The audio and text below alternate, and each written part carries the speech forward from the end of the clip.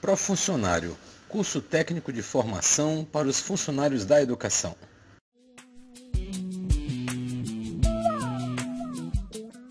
Olá, sejam bem-vindos à disciplina Produção Textual, que tem a carga horária de 60 horas, divididas em 3 unidades. A primeira com 15 horas, a unidade 2 com 30 horas e a última com 15 horas.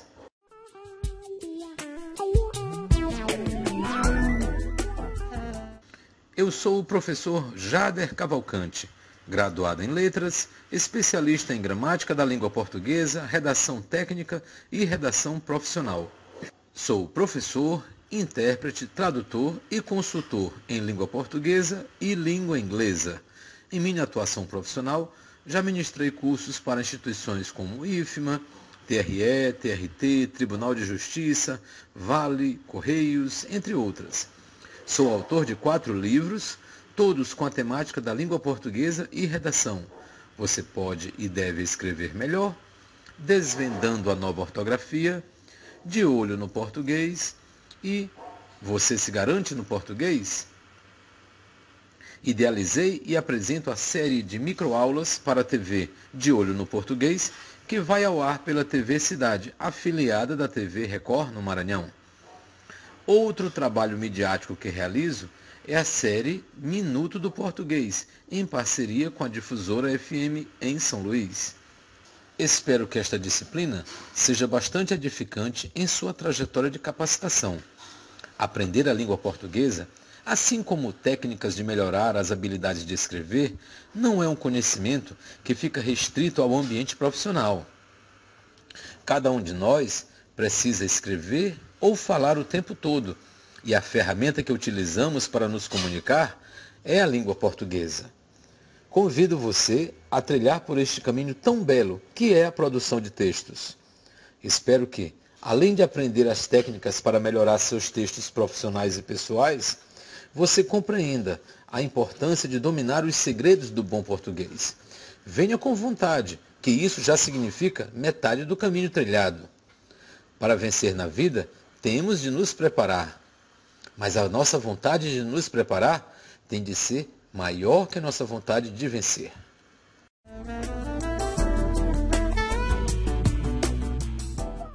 Antes de abordarmos os aspectos referentes à nossa disciplina, quero convidar você para assistir a um vídeo.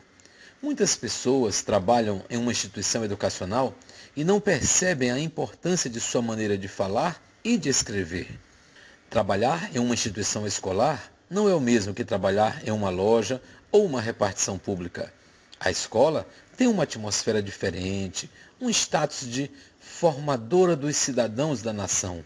Por isso, você que trabalha no ambiente escolar deve ter em mente que você também contribui para a formação dos alunos da escola.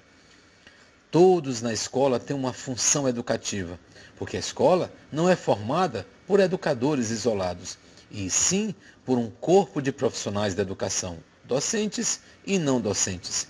E cada um tem de assumir um compromisso com o processo de educação. Por isso é que não se pode admitir que, na cantina da escola, exista erro de português no cardápio, por exemplo. É claro que o estudante vai ver erros de português em muitos cartazes, em lugares diferentes, por exemplo, em oficinas, em borracharias, em lojas de ferragens, etc. Mas a escola tem de dar exemplo. É lá a referência do aluno.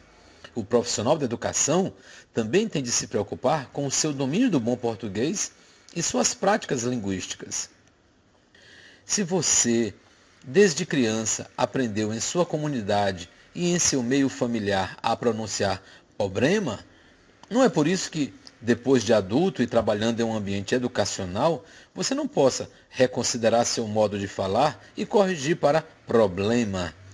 Lembre-se, você também lida com estudantes, e quanto mais você se esforçar para falar corretamente e escrever dentro do padrão culto da língua, mais estará colaborando com o processo educativo que está presente em todos os setores da escola. Seja você porteiro, assistente administrativo, zelador, ou qualquer outro profissional da escola. Você pode e deve aprimorar seus conhecimentos em português. No fim das contas, você vai se orgulhar dessa mudança. Quero lembrar aqui uma história do ex-presidente Lula.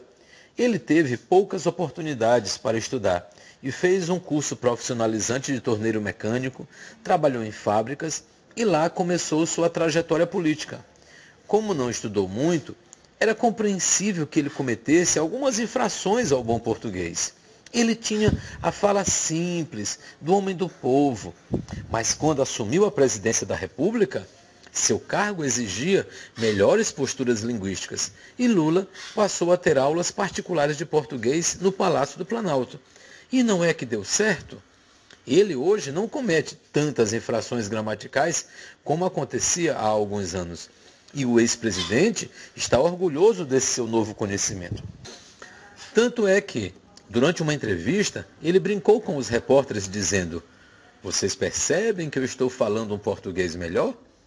Vocês se lembram da época em que eu falava menos?" Pois é, Lula percebeu a necessidade de se expressar mais corretamente pelo cargo que ocupava. E hoje diz orgulhosamente que fala um português melhor. Você, por ser profissional de escola, também deve ter em mente essa preocupação. Mas vamos ao vídeo.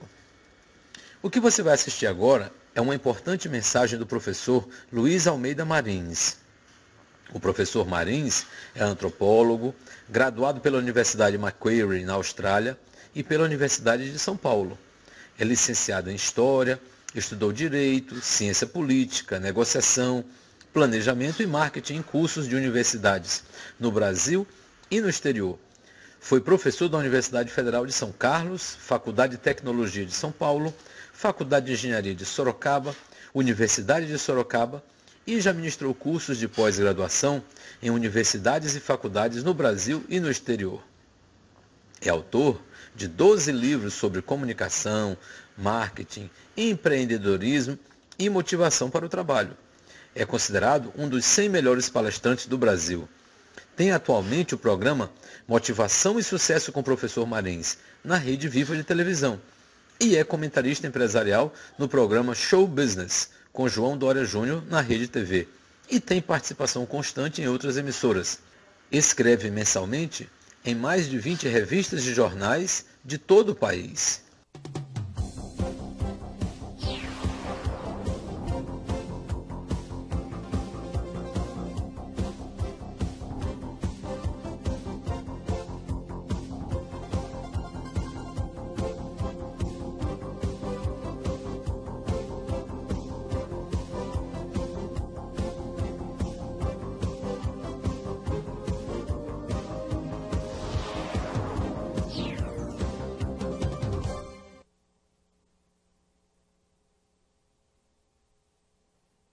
Meus queridos, o tema de hoje é muito interessante.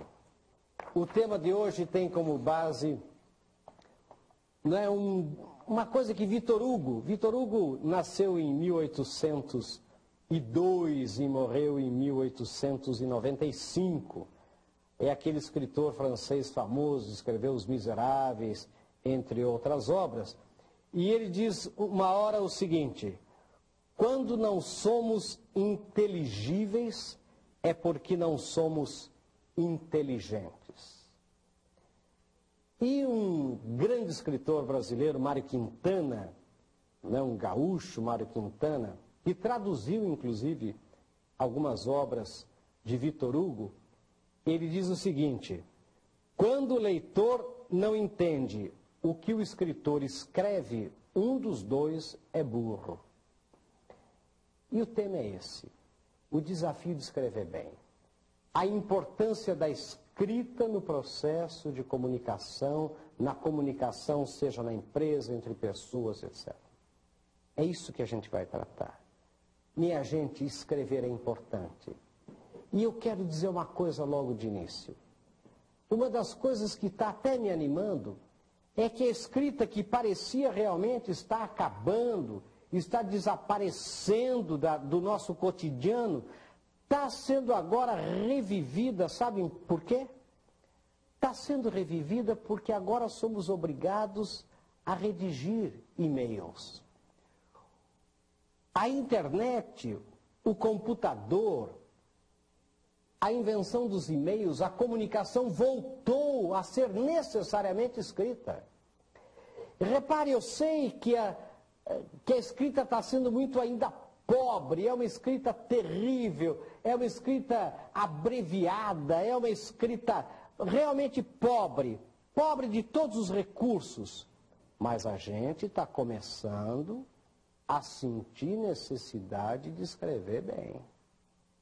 Voltar a escrever, a colocar num papel ou numa tela de computador as nossas ideias, está começando a ser necessário. Não é só falar. Então veja, os trilhões de e-mails que são mandados pelo mundo, tudo isso escrito por gente, escrito por alguém. Então a gente começa a entender o porquê que os cursos de português, de gramática, os livros, como escrever melhor, começam a ser vendidos, começam a ter demanda. Eu tenho conversado com professores de português em São Paulo e eles me têm dito que a demanda por cursos de inglês, de português, perdão, de como escrever, está aumentando muito. Há empresas que estão fazendo cursos dentro da empresa, em horas de expediente, ou uma hora antes, ou uma hora depois, etc., para que as pessoas se comuniquem melhor, porque realmente a gente não está conseguindo entender aquilo que está lendo. E a comunicação, o aspecto mais fundamental para o sucesso de uma empresa, que é a comunicação entre pessoas, departamentos, setores, etc., entre clientes e fornecedores, etc., acaba sendo truncado por gente que não sabe escrever, por escritas de dupla interpretação, por frases de duplo sentido. E a pessoa realmente não sabe, ao ler aquilo, o que realmente a pessoa que escreveu quis dizer quando escreveu aquilo.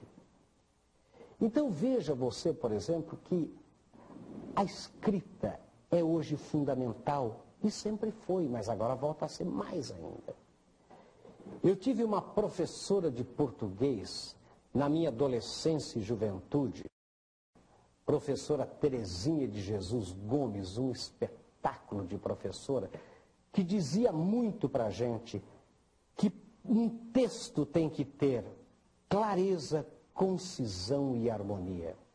Há pessoas que não entendem isso, que acham que escrever bem é escrever rebuscadamente, empoladamente, com muitas palavras difíceis, não comuns, não correntes, né, do uso corrente. Pessoas que querem fazer tudo na ordem inversa, pessoas que complicam a comunicação. Não é isso, é clareza, concisão e harmonia. Já dizia a professora Terezinha, então isso a gente tem que levar para dentro da empresa. E é muito importante que as pessoas aprendam a escrever e entendam, por exemplo, não é, o que a outra pessoa vai sentir ao ler aquilo. Eu coligi algumas coisas interessantes aqui que eu queria comentar com vocês. Eu uma vez fui numa concessionária de automóveis e vi escrito assim atrás do caixa: só aceitamos cheques de fora com visto da gerência. E eu perguntei para a moça, até brincando, é claro que eu entendi que não era aquilo que estava escrito que ela queria dizer.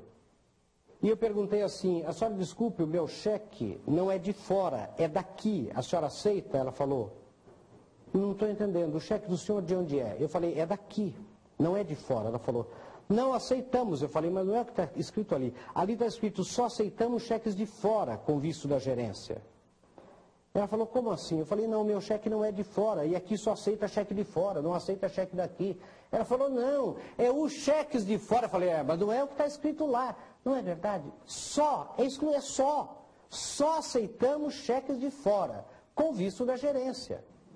Não é verdade? Então, há muita coisa. Quer ver outra coisa que eu anotei uma vez aqui? Dois meninos conversam o seguinte, vejam bem. Meu sonho é ganhar 20 mil reais como meu pai. O outro pergunta, seu pai ganha 20 mil reais? Ele fala, não. O meu sonho é igual ao sonho do meu pai, de ganhar 20 mil reais. Vejam como essas coisas que a gente precisa discutir na empresa. Querem ver outra coisa? Tem uma fazenda perto dos alqueires. Me dizia um sujeito brincando, eu tenho uma fazenda perto de 200 alqueires. Eu dizia, nossa, como é grande. Ele falou, não, a minha tem 7 alqueires, ela é perto de uma de 200 alqueires. Olha outra coisa, isso aconteceu conosco. Meu filho coloca no jornal, aluga o terreno para criar gado. Na verdade, ele queria alugar um terreno para ele criar o gado dele. Mas ele mandou escrever, aluga o terreno para criar gado, tratar pelo telefone e tal. As pessoas ligavam para ele, veja bem, e eu ajudei a escrever na época, fui eu mesmo que mandei fazer, aluga o terreno. Ele falou, você quer um terreno? Não, eu alugo um terreno, vamos ver um terreno aí que eu alugo. Então eu pus, então vamos pôr no jornal, aluga o terreno para criar gado, não é? A tratar pelo telefone e tal. As pessoas que ligavam também queriam alugar um terreno para criar gado. E a conversa ficava a coisa mais espetacular do mundo, vocês podem imaginar. Que tamanho é o terreno? Não, o senhor que sabe, pois depende, né? Se o senhor não sei que terreno é. Pô, mas como o senhor não aluga um terreno? Ele falou, não, eu alugo o terreno. Não, mas aonde está o terreno? Ele falou, não, o senhor que sabe também, quer dizer, eu queria mais próximo daqui. E o sujeito falava, o senhor é um palhaço, rapaz, que... Não é? Por quê? Porque completamente errada a proposição. Não é? Ó, você quer ver outra coisa que eu vi? Sua proposta está totalmente de encontro com nossa filosofia. E eu fiquei pensando, será que está a favor ou contra? Porque de encontro é contra, não é? Se fosse ao encontro de, não, mas de encontro é... Então, sua proposta está totalmente de encontro com a filosofia da nossa empresa. É o que? Ele aceitou a proposta ou não aceitou a proposta? Não é? Olha essa aqui, o aumento salarial proposto foi de encontro às expectativas da categoria. E aí, tá? Como é que é? E assim, gente, tem muita coisa que a gente precisa pensar quando escreve. Porque quando a gente escreve, tem alguém que está lendo. Agora eu queria chamar a atenção de vocês para uma discussão que nós tivemos com alguns professores que estão hoje dando cursos de comunicação escrita, ou às vezes de comunicação oral e escrita, ou de redação, língua portuguesa em empresas. Olha o que eles me disseram, absolutamente intranquilos. Professor, o problema não é saber só escrever ou não saber só falar ou escrever. O problema é que a redação comunica uma ideia. E a ideia na cabeça dessas pessoas é absolutamente confusa, não elaborada. A ideia não segue princípios da lógica. São ideias completamente atabalhoadas, completamente... é um amontoado de coisas que não tem lógica, não fazem sentido.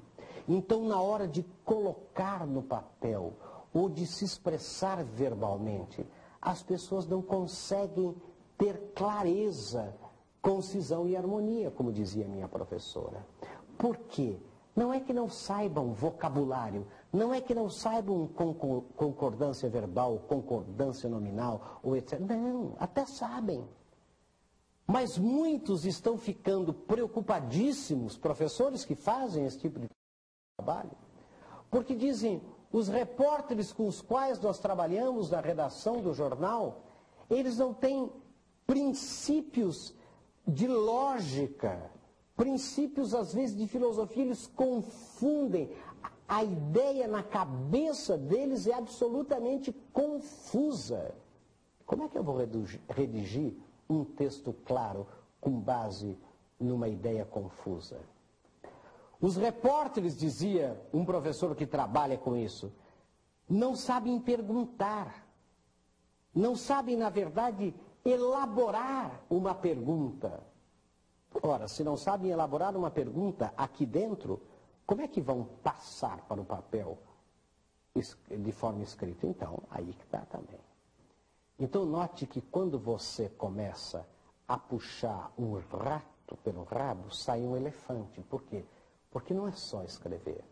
A pessoa precisa começar a ler, a estudar um pouco mais, a se aprofundar nas coisas, não é? A conhecer um pouco mais de lógica, de raciocínio lógico, um pouco mais, não é, daquela visão, né, de silogismos, para poder elaborar melhor o seu pensamento, para que possa passar esse pensamento, seja de forma oral ou escrita, que seja inteligível. Porque qual é, gente, o objetivo de uma redação? Qual é o objetivo de escrever? É comunicar uma ideia.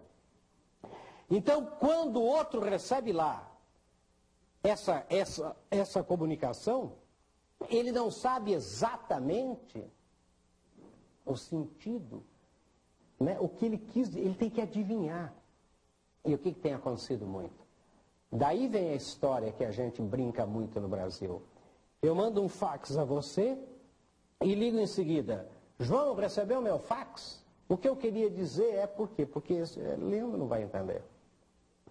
Zé, lê o e-mail que eu mandei para você. Olha, o que eu queria dizer, na verdade... Quer dizer, ou seja, ele não conseguiu se expressar por escrito. Não é? Então, é importante que a gente entenda. E daí, quando você começa a trabalhar um pouco mais a língua portuguesa, você vai ver que é importante saber um pouquinho de análise sintática para poder entender por que é assim e não assado, por que se faz dessa maneira e não daquela, por que tal coisa é errada. Existe uma linguagem corrente que você pode, coloquial, que você pode colocar, por exemplo, nos seus e-mails, nas suas cartas de comunicações. Hoje, até se advoga que deve ser assim, mas você precisa saber escrever. Meus queridos, eu recebo e-mails, confesso a vocês, que eu leio, releio e não consigo saber o que a pessoa quis dizer. Eu fico imaginando que aquela pessoa, né, ela sentou-se à frente de um computador e digitou, mas ela não conseguiu passar para mim o que ela queria. E eu não sei, eu me sinto às vezes constrangido de responder a pessoa dizendo, por favor, sinto muito, eu li várias vezes a sua mensagem, mas não sei exatamente o que você quer. Eu fiquei com uma impressão de que o que você quer é isso, mas eu não tenho certeza se é isso. E não é verdade. Quantas vezes vem uma pessoa vender uma ideia para você, e você, quando a pessoa sai, o que essa pessoa queria? Eu falei, olha, não entendi direito. Parece que ele teve uma ideia aí que está querendo, mas ele não deixou, não sei, não consegui entender. Mas você não perguntou, eu perguntei várias vezes, mas vi que ele não está muito seguro, ou seja, ele não sabe. Não sabe colocar ideias. Agora, se essa pessoa marcou uma reunião com alguém para apresentar uma ideia, impossível que ela acredite que não saiba o que ela queira. Ela sabe o que ela quer. Qual é o grande problema? Ela não é capaz de comunicar a sua ideia. Então, gente, hoje é muito importante escrever.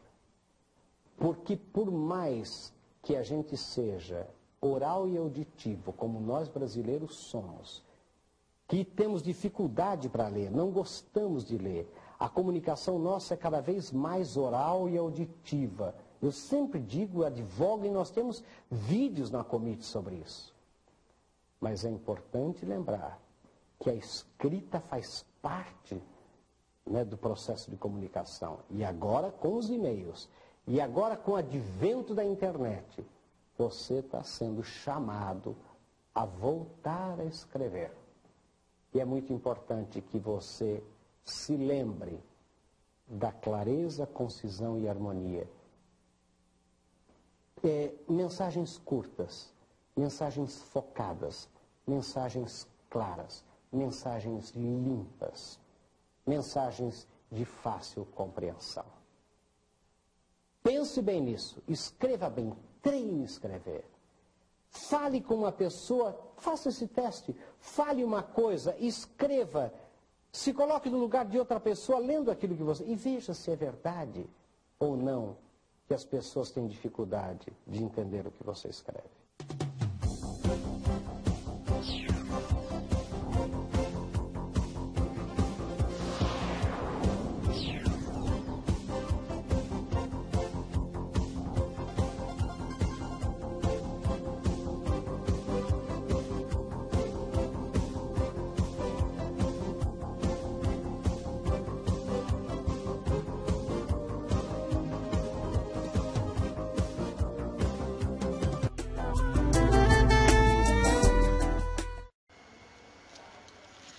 Espero que vocês tenham gostado da mensagem do professor Marins.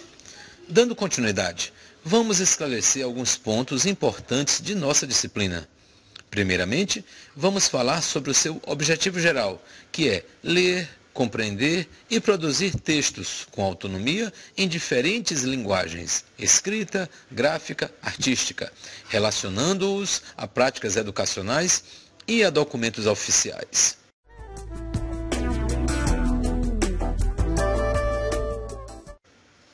E os objetivos específicos são ler com autonomia e criticidade diversos tipos de textos, identificando aspectos de funcionalidade em relação ao cotidiano. Desenvolver atitude crítica em relação à leitura e à produção de textos alheios ou próprios. Ler e produzir textos para usufruir momentos de lazer, situações de comunicação para interagir com o outro, vivenciar emoções e exercitar o imaginário. Ler e escrever realizando articulações entre diversas áreas do conhecimento, sendo capaz de solucionar problemas. Produzir textos escritos, coesos e coerentes, contextualizados à prática educacional, considerando o destinatário, a finalidade e as características do gênero. Produzir textos utilizando registros formais e estratégias de escrita. Imprimir qualidade aos textos quanto à forma e ao conteúdo, aprimorando o controle sobre sua própria produção.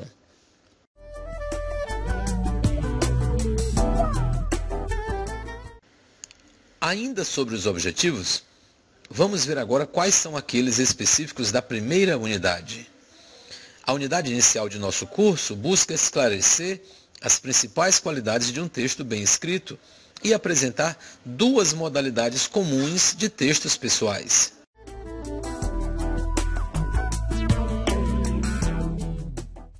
Para isso, são abordados os seguintes tópicos: qualidades do texto, clareza, coerência, precisão, concisão, objetividade, coesão, criatividade. Tipos de texto: memorial, biografia.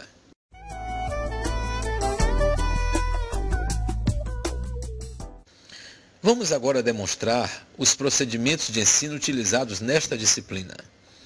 Na unidade 1, haverá o encontro presencial de abertura da disciplina, em que estabeleceremos toda a dinâmica de funcionamento. Será feita também uma atividade em grupo, em que vocês poderão tirar suas dúvidas quanto ao trabalho que será realizado. Como material extra, assistiremos a vídeos e faremos trabalhos em equipe para análise e exposição de pareceres sobre o que foi abordado no vídeo. Assim como nas outras disciplinas, teremos discussão em fórum, aulas online e leitura dos materiais disponibilizados no ambiente virtual.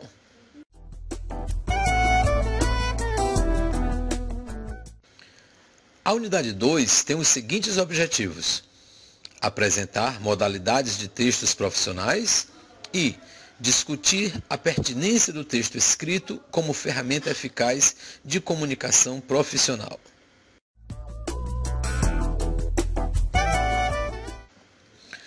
A segunda unidade tem como tema redação oficial, rompendo as barreiras da escrita, e os assuntos abordados nela são a eficácia de um texto, a carta como um meio eficaz de comunicação, a carta pessoal, ofício, solicitações e requerimentos, o memorável memorando, circular, a mesma informação, vários destinatários, e correio eletrônico, a tecnologia nas comunicações oficiais.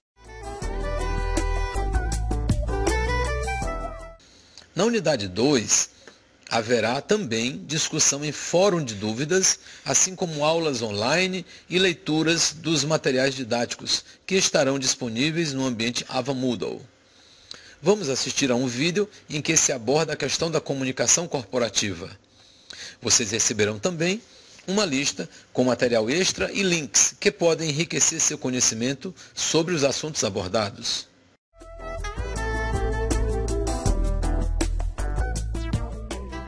O objetivo principal da unidade 3 é demonstrar a importância de tabelas e gráficos em documentos técnicos e apresentar outras modalidades de textos profissionais.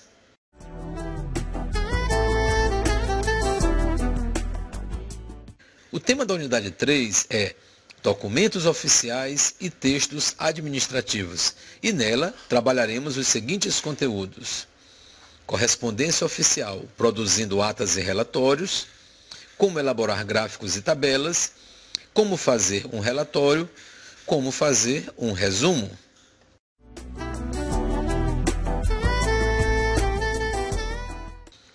Assim como na unidade 1, a unidade 3 contará com um encontro presencial no encerramento da disciplina.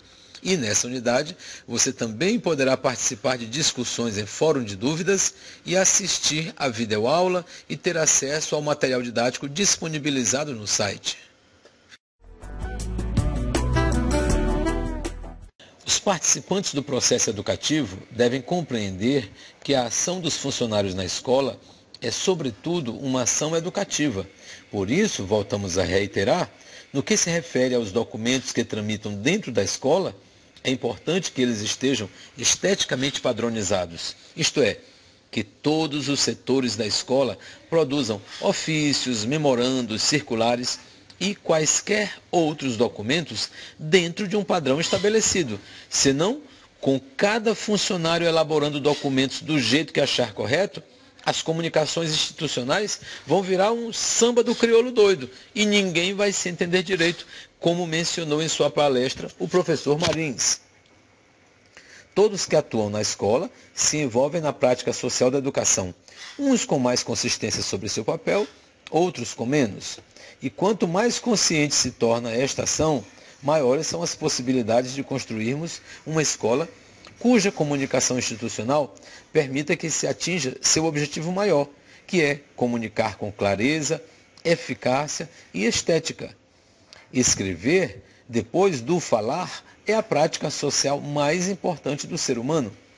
A escrita fez o Homo sapiens se diferenciar de seus antepassados e a evolução atingida após a invenção da escrita deu-se em uma velocidade cada vez mais crescente.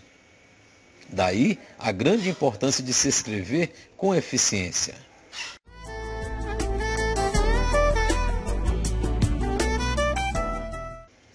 Assim como nas outras disciplinas, o sistema de avaliação conta com múltiplos instrumentos.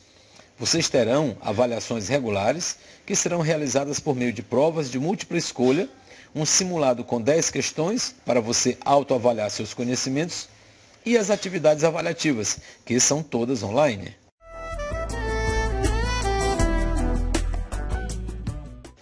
Os recursos que utilizaremos durante o curso são os slides estáticos, a sugestão de sites, fascículos, fóruns, o bate-papo online, o chamado chat, e as videoaulas. Tudo isso estará disponibilizado no ambiente virtual de aprendizagem.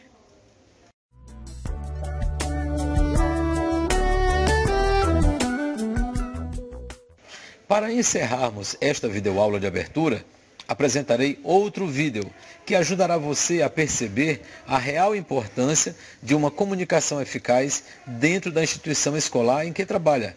O vídeo é uma palestra proferida por Mário Persona, que é consultor de negócios de grandes empresas. Ele fala da importância de buscarmos sempre melhorar em nossa comunicação e a instituição como um todo. É claro que, por ser um consultor de empresas, o discurso dele está voltado para o setor privado.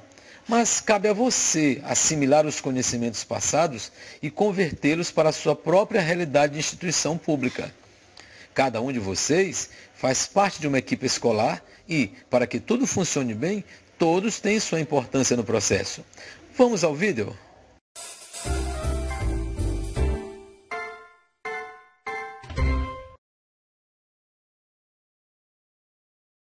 A primeira providência para tornar a linguagem corporativa mais leve e atraente é esquecer os jargões que ainda povoam textos e discursos. Eu costumo chamar de estilo saquinho de padaria, né? Aquele que sempre traz escrito que nossos produtos são feitos com ingredientes da melhor qualidade. Todos os produtos são feitos com ingredientes da melhor qualidade, todos vão dizer isso. É importante simplificar a linguagem, principalmente no mundo de negócios. Mas simplificar não significa falar ou escrever errado. É apenas uma questão de economia de palavras e que o profissional deve atentar para isso. Se o profissional não quiser ficar na situação de quem não tem palavras para se expressar, é bom economizá-las. Eu brinco que em minhas viagens eu sempre deveria ter levado metade das roupas e o dobro do dinheiro. Falar bem é usar metade das palavras com o dobro de significado.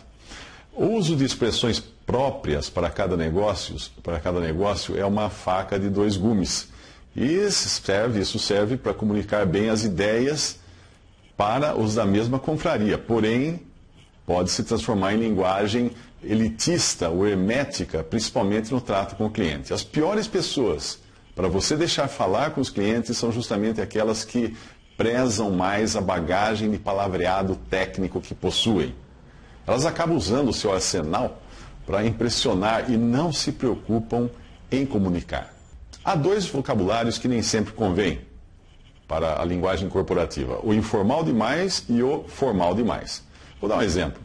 Veja dois amigos que estão hoje no mesmo nível hierárquico na empresa e você irá encontrá-los sem papas nas línguas. Eles estão conversando normalmente.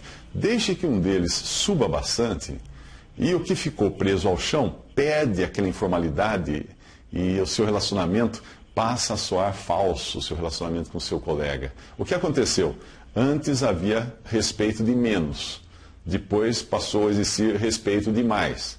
Se existisse uma linguagem informal, sem exageros nem para cima nem para baixo, a comunicação continuaria no mesmo nível. Eu tenho por hábito não chamar as pessoas de senhor ou senhora, a menos que sejam bem mais velhos do que eu. Você já deve ter deduzido que a cada ano eu encontro menos pessoas nessa classe, né?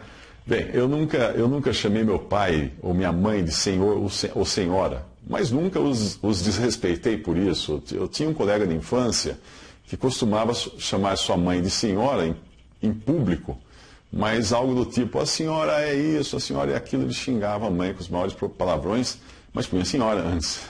Ele sempre lembrava de cuidar, de colocar uma linguagem adequada, parecendo respeito, mas o conteúdo não tinha nada de respeitoso. Obviamente, a qualidade da garganta, de onde sai a palavra, é o que é mais importante. Eu acho que no mundo dos negócios, o uso de senhor ou senhora pode dar uma ideia de respeito, mas também de medo e de você estar se sujeitando, se submetendo demais àquela pessoa.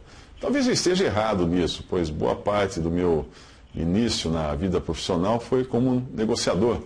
Primeiro adquirindo imóveis milionários para a abertura de agências de um banco privado e depois negociando contratos para a companhia do metrô. Isso deixou em mim um certo destemor no trato e na linguagem que eu utilizo para com as pessoas. O que não implica necessariamente falta de respeito. É mais uma atitude quase instintiva de procurar nivelar a conversa. Nós fazemos isso até inconscientemente quando procuramos uma mesa para negociar. Mesas colocam negociadores no mesmo nível. A linguagem deveria fazer o mesmo. Quer ver uma coisa interessante? Quando nós encontramos alguém na arena de negócios, nós costumamos usar senhor ou senhora, não é mesmo? Aí nós ganhamos alguma intimidade e passamos a tratar por você. Se o relacionamento se deteriorar e estivermos à beira de uma briga, voltamos ao senhor ou senhora. A formalidade serve de distanciador na alegria e na tristeza. Por isso eu sou contra a formalidade, mas a favor da manutenção do respeito. Eu acho que nós devemos investir na informalidade como cultura na organização.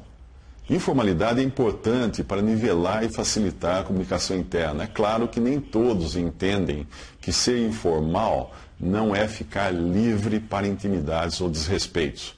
Não se deve confundir informalidade com linguagem chula ou falta de erudição. Os melhores informais são os mais eruditos, que não se gabam de sua bagagem e nem ficam gastando palavras difíceis à toa. É preciso saber muito para falar pouco. Os piores formais são os que tentam impressionar pela formalidade da sua linguagem. Outra cultura que deveria ser difundida nas empresas é a cultura da analogia na linguagem. O uso de parábolas, tipos, figuras, isso estimula a criatividade, pois o nosso cérebro funciona com analogias. A própria linguagem, ela é formada por figuras, ou cria figuras até análogas de pensamento, num processo de tradução constante e de interpretação constante dessas figuras. Quando nós falamos em parábolas, falamos de uma forma que pode ser assimilada por todos, na medida da capacidade de cada um. O cérebro de cada um irá encontrar o significado dentro dos limites do seu depósito de conhecimento. E a comunicação deixa então de ser hermética para alguns ou simplista demais para outros. Fica uma coisa nivelada. Não existe caminho melhor para se incorporar novos termos na comunicação do que a leitura. Portanto, estimular os colaboradores da empresa no hábito da leitura é uma excelente forma de se criar uma equipe com um bom vocabulário. Eu acredito tanto na importância de uma boa comunicação na empresa que a primeira receita do meu livro Receitas de Grandes Negócios leva o título Manjar de Escrever. Ali eu dou uma série de dicas de como transformar a comunicação escrita em algo delicioso. Alguns ingredientes podem ser aplicados também à comunicação falada. Existem pessoas que têm pavor de estrangeirismos, fazem tanto esforço para buscar traduções para eles, que nem sempre são bem-sucedidas em sua comunicação. As línguas são dinâmicas, envolventes e construídas por influências ao longo dos tempos. Hoje nós usamos folclore, que já foi uma palavra inglesa, folklore. E os ingleses usam gentleman no sentido de um homem educado e bom, quando a sua palavra antiga cabia ao senhor feudal, que era tudo menos cavalheiro. As palavras mudam de significado e de nacionalidade, o que é normal. O que é normal. Nós devemos usar o nosso idioma naquilo que ele tem de melhor para comunicar, enquanto nós, ao mesmo tempo, assimilamos outros idiomas ou novas palavras naquilo que também elas puderem ajudar. A língua é nossa serva, não o contrário, nós nos servimos o idioma nos serve. Nem tudo pode ser traduzido. Os americanos já teriam criado uma expressão inglesa para a bossa nova, e até hoje não criaram. Quando eles fizerem isso, nós iremos revidar, e aí deixaremos de ouvir jazz para ouvirmos música sincopada. E em lugar de tocar blues, nós tocaremos azuis.